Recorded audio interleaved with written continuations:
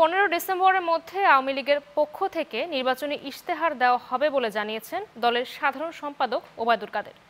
শুক্রবার এক সংবাদ সম্মেলনে তিনি আরও জানান, ভুল ত্রুটি থাকলেও আওয়ামী লীগ সরকার বিএনপির চেয়ে অনেক ভালো কাজ করেছে। দলের কেউ বিদ্রোহী প্রার্থী হলে তার বিরুদ্ধে ব্যবস্থা নেওয়ার কথাও জানান আওয়ামী লীগের সাধারণ সম্পাদক।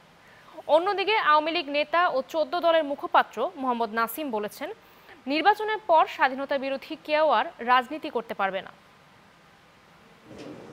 শুক্রবার আওয়ামী লীগ সভাপতির ধানমন্ডির রাজনৈতিক কার্যালয়ে সংবাদ সম্মেলনে কথা বলেন দলের সাধারণ সম্পাদক ওবায়দুল কাদের। নির্বাচন প্রসঙ্গ সহ উঠে আসে আরও নানা বিষয়। ওবায়দুল কাদের বলেন, আওয়ামী লীগ থেকে কেউ বিদ্রোহী প্রার্থী হলে তাকে দল থেকে বহিষ্কার করা হবে। বলেন, জামাতের সাম্প্রদায়িক রাজনীতির কাছে ডক্টর কামাল সহ ঐক্যফ্রন্টের নেতারা আত্মসমর্পণ করেছেন। আমরা মানুষের মাঝে আছি, ক্ষমতা থাকলেও আছি, ক্ষমতা না থাকলেও আমরা পালিয়ে যাব না। বিএনপির নেতারা বলেন, বিএনপির এক নেতা বলেন, জামাতের মধ্যেও মুক্তিযোদ্ধা ছিল। তো এটা এভাবে না বলে তিনি বলতে পারেন বিএনপির মধ্যেও জামাত আছে। তো আদর্শ তো একরকম। এদিকে বঙ্গবন্ধু অ্যাভিনিউতে পেশাজীবীদের সাথে বৈঠক করে 14 দল। এতে 14 দলের মুখপাত্র মোহাম্মদ নাসিম বলেন, জনগণ ভোটের মাধ্যমেই আওয়ামী লীগকে আবারও ক্ষমতায় আনবে। বাংলাদেশ জনগণকে ঐক্যবদ্ধ করে ইনশাআল্লাহ বিজয় অর্জন করব। এই লড়াই হচ্ছে সাম্প্রদায়িক শক্তির বিরুদ্ধে, এই লড়াই হচ্ছে কিছু নীতিহীন আদর্শহীন ব্যক্তির বিরুদ্ধে, এই লড়াই হচ্ছে বিএনপি জামাত জোটের সেই দুর্নীতিবাজ, সন্ত্রাসবাদ এবং জঙ্গি যারা লালন করেছে তাদেরকে চিরদিনের জন্য পরাজিত করা নির্বাচন। নির্বাচনের পরে বাংলাদেশে ইনশাআল্লাহ দেখতে চাই স্বাধীনতার পক্ষে শক্তি ছাড়া রাজনৈতিক অপশক্তি বাংলাদেশ থাকবে না। ঐক্যফ্রন্ট কিংবা বিএনপির রাজনীতির কাছে কাউকে বিভ্রান্ত না হওয়ার আহ্বান জানান তিনি। Danny Trong, news 9, Dhaka. Level playing ফিল্ডের নামে যদি বিএনপি সন্ত্রাসীদেরকে পুনর্বাসন করতে চায়, সেটা সরকার বরদাস্ত করবে না বলে সাফ জানিয়ে দিয়েছেন আওয়ামী লীগের যুগ্ম সাধারণ সম্পাদক মাহবুবুল আলম হানিফ। সকালে কুষ্টিয়া শহরের নিজ বাসভবনে দলীয় নেতাকর্মীদের সাথে মতবিনিময় শেষে সাংবাদিকদের এসব কথা বলেন তিনি।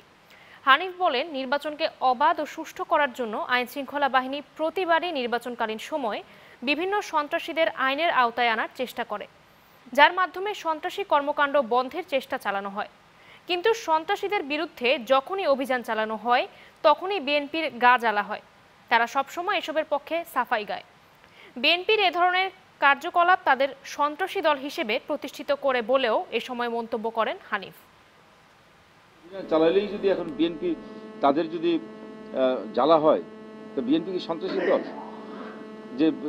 যে কোনো সন্ত্রাসীকে ধরলেই বিএনপি তার পক্ষে সাফাই করে। এই বিএনপি এই ধরনের সন্ত্রাসীর পক্ষ নেওয়ার মধ্যে দিয়ে প্রমাণিত হয় যে বিএনপি আসলে একটি সন্ত্রাসী দল হিসেবেই প্রতিষ্ঠিত হয়েছে। বর্তমান সরকার আর নির্বাচন কমিশনের কাছে থেকে লেভেল প্লেইং ফিল্ড আশা করা যায় না বলে মন্তব্য করেছেন বিএনপির স্থায়ী কমিটির সদস্য ব্যারিস্টার মওদুদ আহমদ। সকালে জাতীয় প্রেস ক্লাবে গণতন্ত্র প্রতিষ্ঠায় লেভেল প্লেইং ফিল্ড তৈরি এবং নির্বাচন কমিশনের ভূমিকা শীর্ষক আলোচনায় অংশ নিয়ে এ মন্তব্য করেন তিনি। এ সময় তিনি বলেন, দেশের পুলিশ বাহিনী সম্পূর্ণভাবে সরকারের নিয়ন্ত্রণে রয়েছে। তিনি আরও বলেন, দেশের অস্তিত্ব রক্ষা এবং আইনের শাসন প্রতিষ্ঠার জন্য ভোটারদের ভোট প্রয়োগের অধিকার নিশ্চিত করার মাধ্যমে জনগণকে সাথে নিয়ে সরকারের সকল কর্মকাণ্ডের জবাব দিতে হবে। দলীয় সরকারের অধীনে সুষ্ঠু নির্বাচন সম্ভব না বলেও মন্তব্য করেন মওদুদ। সরকার পরিবর্তন করতে দেশের মানুষের জন্য এটাই শেষ সুযোগ। ভোটাররা কেন্দ্রে যেতে পারলে এই সরকারের পতন নিশ্চিত বলে মনে করেন বিএনপির নেতা। এই সরকারের কাছ থেকে, এই নির্বাচন কমিশনের কাছ থেকে লেভেল প্লেইং ফিল্ড আসবে। আমার মনে হয় এই দাবি উত্থাপন করা, মৌখিকভাবে উত্থাপন করার কোনো কারণ আর থাকতে পারে না। এটা যদি আদায় করতে পারেন, আন্দোলন করে যদি আদায় করতে পারেন, তাহলে এটা সম্ভবপর হবে, অন্য কোনোভাবে সম্ভবপর হবে না। যতগুলো আসনই দিক না কেন, মহাজোটের সাথে নির্বাচন করবে জাতীয় পার্টি, স্পষ্ট করে জানিয়েছেন দলের মহাসচিব এবিএম রুহুল আমিন হাওলাদার। নির্বাচনে আসন সংখ্যা কোনো সংকট সৃষ্টি করবে না বলে জানিয়ে দিয়েছেন তিনি। জোট আর দলের সিদ্ধান্ত মেনে নিতে নেতাকর্মীদের প্রস্তুত থাকার অনুরোধ জানানোর পাশাপাশি দলীয় সিদ্ধান্ত অমান্যকারীদের বিরুদ্ধে ব্যবস্থা নেওয়ারও হুঁশিয়ারি দিয়েছেন জাতীয় পার্টির মহাসচিব। আসন্ন একাদশ জাতীয় সংসদ নির্বাচন, দলীয় মনোনয়ন এবং জোটগত নির্বাচন সহ বিভিন্ন বিষয়ে গুলশানের বাসায় সাংবাদিকদের সাথে খোলামেলা কথা বলেন জাতীয় পার্টির মহাসচিব রুহুল আমিন হাওলাদার। এর জন্য জবাব দিতে হবে। বলেন, মহাজোট যতগুলো আসনই দিক না কেন, জাতীয় পার্টি মহাজোটের সাথেই নির্বাচন করবে, তবে তাদের প্রতীক থাকছে লাঙ্গলি। যেহেতু আমরা মহাজোটে অংশগ্রহণ করেছি, সেখানে একটা তাদের সীমাবদ্ধতা আছে বা তাদের দৃষ্টিভঙ্গি আছে। ৯ তারিখ পর্যন্ত আমাদের সময় আছে, এর মধ্যে তারা আবারও এটা দেখতে পারেন কতটা দেওয়া সম্ভব। লাঙ্গুলিই করছি, আর কি হবে কথাটা ভাগ্যের লেখন না যায় খণ্ডন, যা হওয়ার তাই হবে। দল কতটি আসনে নির্বাচন করবে সেই ব্যাপারে এখনই কিছু বলতে চাননি জাতীয় পার্টির এই নেতা, তবে তিনি জানালেন তার দল ১০০ আসন প্রত্যাশা করে। না, ১০০টা তো আমরা চেয়েছিলাম, এখন কতটায় ব্যক্ত করবেন সেটা আমাদের বড় দল আওয়ামী লীগ তারা বলবেন। আমি ১০০টা পেলাম না একটা পেলাম না মাঝামাঝি পেলাম, তারা বলবেন যেটা সেটাই সঠিক, সেটা ধরেই তো আমাদের একযোগে কাজ করতে হবে, কিন্তু সেটা তো আনুষ্ঠানিকভাবে কিছু বলে নাই। এইচ.এম. এরশাদের শারীরিক অবস্থা নিয়ে আওয়ামী লীগের সাধারণ সম্পাদক ওবায়দুল কাদেরের বক্তব্য নাকচ করে দেন রুহুল আমিন। বলেন, এরশাদ ভালো আছেন। গতকাল পর্যন্ত আমি দেখেছি আল্লাহর রহমতে সুস্থ আছে, ভালো আছেন। একটা মানুষের সবাই যারা ভালোবাসে, যাদের সম্পৃক্ততা আছে, দায় দায়িত্ব আছে, তারা অস্থির হয় এবং তাদের উদারতা দিয়ে যদি কোনো কথা বলে সেটাকে রাজনৈতিকভাবে দেখা উচিত না। দলীয় ও জোটের সিদ্ধান্ত মেনে নিতেও নেতাকর্মীদের প্রতি অনুরোধ জানান জাতীয় পার্টির মহাসচিব। জোটে ইলেকশন করলে সবাই পাবে না, তো এটাই স্বাভাবিক।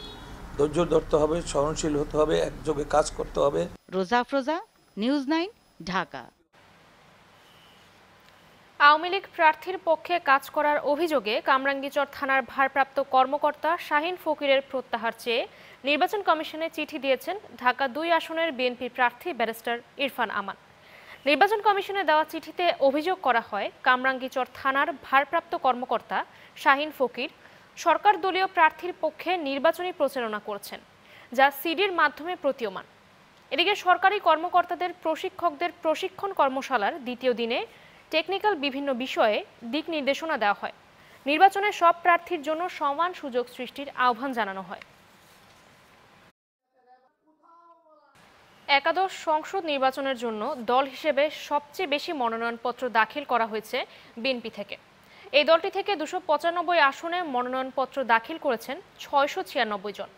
ক্ষমতাসীন আওয়ামী লীগের পক্ষে ২৬৪ আসনে মনোনয়নপত্র জমা দিয়েছেন ২৮১ জন। অবশ্য জোটগতভাবে বেশি মনোনয়ন জমা দিয়েছেন আওয়ামী লীগের জোট ও মিত্র দলগুলোর পক্ষ থেকে তাদের ১০২২টি মনোনয়নপত্রের বিপরীতে বিএনপি নেতৃত্বাধীন জোটের মনোনয়ন সংখ্যা ৮৩৬টি। বিভাগ ওয়ারি সবচেয়ে বেশি মনোনয়ন পড়েছে ঢাকা বিভাগে। একাদশ সংসদ নির্বাচনের প্রার্থিতার সার্বিক চিত্র তুলে ধরছেন ফারহান শুভ। ৩০ ডিসেম্বর দীর্ঘ ১০ বছর পর প্রায় সকল দলের অংশগ্রহণে অনুষ্ঠিত হতে যাচ্ছে একাদশ জাতীয় সংসদ নির্বাচন। নির্বাচনকে সামনে রেখে তাই সকল দলের প্রার্থীদের মাঝে সৃষ্টি হয়েছে নির্বাচনী উত্তেজনা। প্রধান দুই দল আওয়ামী লীগ আর বিএনপি এবার নির্বাচনে যাচ্ছে জোটবদ্ধভাবে, তবে মনোনয়নপত্র দাখিলের ক্ষেত্রে তারা কোথাও দলগত আবার কোথাও জোটগতভাবে এগিয়েছে। ৩০০টি সংসদীয় আসনের মধ্যে ২৬৪টি আসনে মনোনয়নপত্র জমা দিয়েছে আওয়ামী লীগের ২৮১ জন প্রার্থী। দীর্ঘদিনের জোট ২০ দলীয় জোটের পাশাপাশি নির্বাচনে বিএনপি আছে জাতীয় ঐক্যফ্রন্টের সাথে, তবে মনোনয়নপত্র দাখিলের ক্ষেত্রে তারা এগিয়েছে আলাদাভাবে। বিএনপি ২৯৫টি আসনে মোট প্রার্থী দিয়েছে ৬৯৬ জন, জাতীয় পার্টি ২১০টি আসনে প্রার্থী দিয়েছে ২৩৩ জন। সবচেয়ে বেশি আসনে প্রার্থী দিয়েছে ইসলামী আন্দোলন বাংলাদেশ, ২৯৯টি আসনে তাদের প্রার্থী সংখ্যা ২৯৯ জন। এদিকে স্বতন্ত্র প্রার্থী হিসেবে মনোনয়নপত্র জমা দিয়েছে ৪৯৮ জন। জোট ও মিত্র নিয়ে সবচেয়ে বেশি মনোনয়নপত্র দাখিল হয়েছে আওয়ামী লীগ বলয় থেকে ১০২২টি। বিএনপি নেতৃত্বাধীন জোট থেকে মনোনয়নপত্র দাখিল হয়েছে ৮৩৬টি। দু প্রধান দলের নেতৃত্বাধীন জোটের বাইরে গড়া জোট থেকে মনোনয়নপত্র দাখিল হয়েছে ৭০৯টি। এদিকে বিভাগ ওয়ারি সবচেয়ে বেশি মনোনয়ন পড়েছে ঢাকা বিভাগে। এ বিভাগে মনোনয়নপত্র দাখিল হয়েছে ৭০৮টি, চট্টগ্রাম বিভাগে ৬৮৮টি, সিলেট বিভাগে ১৭৭টি, রাজশাহী বিভাগে ৩৫৩টি, খুলনা বিভাগে ৩৫১টি, বরিশাল বিভাগে ১৮২টি, রংপুর বিভাগে 361টি, ময়মনসিংহ বিভাগে মোট 236টি মনোনয়নপত্র জমা পড়েছে। তবে এবার কোনো আসনে একক প্রার্থী নেই।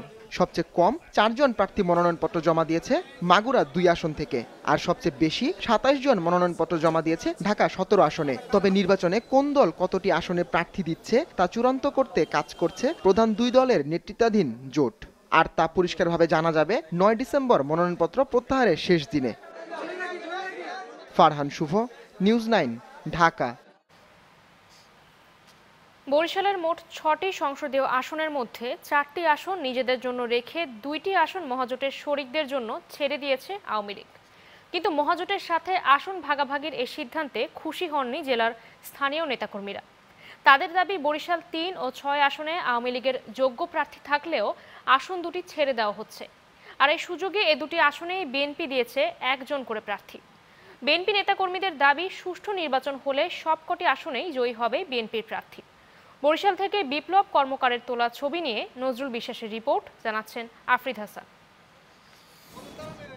6টি সংসদীয় আসন রয়েছে বরিশাল জেলায়। 2014 সংসদ নির্বাচনে বরিশাল 3 আসনে মহাজোটের প্রার্থী হয়েছিলেন ওয়ার্কার্স পার্টি নেতা শেখ মোহাম্মদ টিপু সুলতান, আর বরিশাল 6 আসনে প্রার্থী হয়েছিলেন জাতীয় পার্টির নাসরিন জাহান রত্না আমিন। সাংসদ হওয়ার পর এরা কেউই সুসম্পর্ক রাখেননি স্থানীয় আওয়ামী লীগের নেতাকর্মীদের সাথে। আসন্ন সংসদ নির্বাচনেও আসন দুটি মহাজোটের শরিকদের ছেড়ে দেওয়ার সিদ্ধান্ত হওয়ায় ক্ষুব্ধ স্থানীয় আওয়ামী লীগের নেতাকর্মীরা। তৃণমূল আওয়ামী লীগের নেতাকর্মীদের দাবি, গত 5 বছরে আসন দুটির অধীনে থাকা এলাকাগুলোতে কাঙ্ক্ষিত উন্নয়ন করেনি বর্তমান সাংসদরা। কোনো আওয়ামী লীগের নেতাকর্মীর সাথে কোনো যোগাযোগ করে নাই। উনি দুর্নীতি, লুটপাট, টিয়ার কাবিখা, তারপর মসজিদ থেকে, মন্দির থেকে, বিভিন্ন থেকে উনি উনি গ্রহণ করেছে। এদিকে বরিশাল 3 আসনের বর্তমান সাংসদ টিপু সুলতান আসনটি থেকে এ নির্বাচনে আবারও প্রার্থী হলেও তারই দল কেন্দ্রীয় যুব মৈত্রীর সহসভাপতি মোহাম্মদ আতিকুর রহমান আসনটি থেকে স্বতন্ত্র প্রার্থী হিসেবে মনোনয়ন জমা দিয়েছেন। লাস্ট টাইমের যে 5 বছর যে সংসদে ছিলেন, হয়তোবা তিনিই নমিনেশন পেতে পারেন। তিনি এই সরকার থেকে কোনো উন্নয়ন করতে পারে নাই বিদেয়ী জনগণ কিন্তু ঐক্যবদ্ধ হয়েছে যে ওই প্রার্থীর বিরুদ্ধে। আর বাকেরগঞ্জ নিয়ে গড়ে ওঠা বরিশাল 6 আসনটি এবারও জাতীয় পার্টিকে ছেড়ে দেওয়া হলে তৃণমূল আওয়ামী লীগের নেতাকর্মীরা নির্বাচনী কর্মকাণ্ড থেকে বিরত থাকবেন বলে সাফ ঘোষণা দিয়েছেন। রুহুল আমিন হাওলাদারকে আমরা মানি না, মানব না, এবং যদি তাকে প্রার্থী করা হয় তাহলে আওয়ামী লীগ থেকে স্বতন্ত্র প্রার্থী হবে, এটা নিশ্চিত। ফলে জোট মহাজোটের সমীকরণ করতে গিয়ে এ দুটি আসনেই মহাজোটের প্রার্থীর বিজয় অনেকটা অনিশ্চিত হয়ে পড়েছে। তবে এই বিষয়ে বরিশাল জেলা আওয়ামী লীগের শীর্ষ নেতাদের দাবি, নৌকার প্রতীকের একক প্রার্থী হলে আসন দুটিতে জয়ী হতো আওয়ামী লীগ। অন্য দল থেকে বৃহত্তর স্বার্থে প্রার্থী দিলেও অনেক ত্যাগী নেতা কর্মীদের তার জন্য নিরলসভাবে দলীয় প্রার্থীর জন্য যেভাবে পরিশ্রম করা উচিত সেইভাবে হয়তো গ্রাসরুটের কর্মীরা পরিশ্রম করে না, বা করতে পারে না, বা করার ইচ্ছাও হয় না। বরিশাল 6, বরিশাল 3 এবং বরিশাল 2 এই 3টি আসনে জাতীয় পার্টির প্রার্থী থাকবে বলে আমরা আমাদের জাতীয় পার্টির সূত্র হিসেবে জেনেছি। এদিকে আসন দুটিতে 1 জন করে প্রার্থী দিয়েছে বিএনপি, তাই আসন দুটিতে জয়ের ব্যাপারে অনেকটাই আশাবাদী তারা। এছাড়া বিএনপি নেতাদের দাবি, সুষ্ঠু নির্বাচন হলে সব আসনেই জিতবে বিএনপির প্রার্থী। বরিশাল সদর সহ আমরা জোটবদ্ধভাবে সবাই এই নির্বাচনে এককভাবে কাজ করবেন এবং আমরা বিজয় নিশ্চিত আমাদের 6 সিটে। বরিশাল 3 ও 6 আসনে মোট ভোটার আছে 5,85,820 জন। আফরিদ হাসান, নিউজ 9, ঢাকা। সাগরপথে অবৈধভাবে মালয়েশিয়া পাচারের প্রস্তুতির সময় কক্সবাজারের টেকনাফ থেকে নারী সহ 10 রোহিঙ্গাকে উদ্ধার করেছে র্যাব। এই ঘটনায় পাচারকারী চক্রের 1 জনকে আটক করা হয়েছে। র্যাব জানায়, গোপন সংবাদের ভিত্তিতে ভোরে কক্সবাজারের টেকনাফের শাহপরীর দ্বীপ মাঝেরপাড়া এলাকার আব্দুর রহমানের বাড়িতে অভিযান চালানো হয়। সেখান থেকে নারী সহ 10 জন রোহিঙ্গাকে উদ্ধার করা হয়। উদ্ধার হওয়া রোহিঙ্গাদের মধ্যে 5 জন কুতুপালং, 3 জন থায়ংখালী, 1 জন টেকনাফের জাদিমোড়া ও 1 জন মুচনি রোহিঙ্গা ক্যাম্পের তালিকাভুক্ত ছিল। উদ্ধারকৃত সবাই সাগরপথে মালয়েশিয়া যাওয়ার জন্য প্রস্তুতি নিচ্ছিল বলে জানিয়েছে র্যাব। এ সময় পাচারকারীদের সাথে জড়িত থাকার অভিযোগে বাড়ির মালিককে আটক করা হয়। আয়কর বিষয়ে জনসচেতনতা বৃদ্ধির লক্ষ্যে শুক্রবার দেশব্যাপী পালিত হচ্ছে জাতীয় আয়কর দিবস 2018। আয়কর দিবসে এবারের প্রতিপাদ্য আয়কর প্রবৃদ্ধির মাধ্যমে সামাজিক ন্যায় বিচার ও ধারাবাহিক উন্নয়ন নিশ্চিতকরণ। রাজধানীর সেগুনবাগিচায় জাতীয় রাজস্ব বোর্ড ভবনে এর আনুষ্ঠানিক উদ্বোধন করা হয়। অনুষ্ঠানে দেশের তারকা ব্যক্তিরা উপস্থিত ছিলেন। দেশের সর্বসাধারণকে কর দেওয়ার প্রতি উদ্বুদ্ধ করে তারা। সকলের মাঝে কর দেওয়ার অভ্যাস গড়ে তোলার কথা বলেন তারা। কর দিলে জনগণ, দেশ হবে উন্নয়ন। দেশের প্রধান চালিকা শক্তিগুলোর অন্যতম খুঁটি রাজস্ব। দেশের রাজস্ব আহরণের গতি বাড়লে দেশ হবে সমৃদ্ধশীল। তাই দেশের সকল মানুষকে করের আওতায় আনতে জাতীয় রাজস্ব বোর্ড হাতে নিয়েছে নানা ধরনের কার্যক্রম। এরই ধারাবাহিকতায় বিগত 10 বছর ধরে পালিত হচ্ছে জাতীয় আয়কর দিবস। এবারও জাঁকজমকের সাথে উদযাপন করা হচ্ছে দিবসটি। অন্যান্য বছরের মতো এবারও আয়কর দিবসের অনুষ্ঠানে অংশ নেন দেশের শোবিজ জগতের তারকারা। দেশের সকল মানুষকে কর দিতে উদ্বুদ্ধ করেন তারা, বলেন নিজেদের অনুভূতি। আমাদের স্বপ্নের পদ্মা সেতুর একটি রড বা এক ব্যাগ সিমেন্ট আমার করের টাকায় কেনা। দেশকে যদি আমরা এগিয়ে নিয়ে যেতে চাই তাহলে এই কর কিন্তু অনেক গুরুত্বপূর্ণ ভূমিকা রাখে। দেশের মানুষগুলো যে যে দায়িত্বে থাকে সেই দায়িত্বটুকু সঠিকভাবে পালন করার নামই হলো দেশপ্রেম। নিজের আশপাশে যারা আছে তাদেরকে বোঝানোর চেষ্টা করি যে তোমার এই ইনকামের টাকা দিয়েই কিন্তু আজকে আমাদের দেশ স্বল্প আয়ের দেশ থেকে মধ্যম আয়ের দেশে পরিণত হয়েছে। এছাড়াও অনুষ্ঠানে দেশে করের কিছু চিত্র তুলে ধরেন এনবিআর এর ভারপ্রাপ্ত চেয়ারম্যান। বলেন, বর্তমানে রিটার্ন দাখিল 40% হারে বাড়ছে, আর সক্রিয় করদাতা এখন 15 লাখ। এই বছর আমাদের টোটাল কালেকশন হয়েছে $30 বিলিয়ন ট্যাক্স, সকল প্রকার ট্যাক্স। 26 গুণ বাড়লে এটা $780 বিলিয়ন হয়। কিন্তু আমার কথা হলো 26 গুণ না হোক, 10 গুণ হলে আমরা উচ্চ আয়ের দেশে চলে যাব। গত বছরের তুলনায় এবছর করদাতার সংখ্যা 6 লাখ বেড়ে 38 লাখে অবস্থান করছে বলে জানান তিনি। চলচ্চিত্র এবং মিডিয়া জগৎ। মুন্নাফ রশিদ, নিউজ 9, ঢাকা। শরীয়তপুরের পালং উত্তর বাজারে আগুনে পুড়ে 2 দোকান কর্মচারী নিহত হয়েছেন।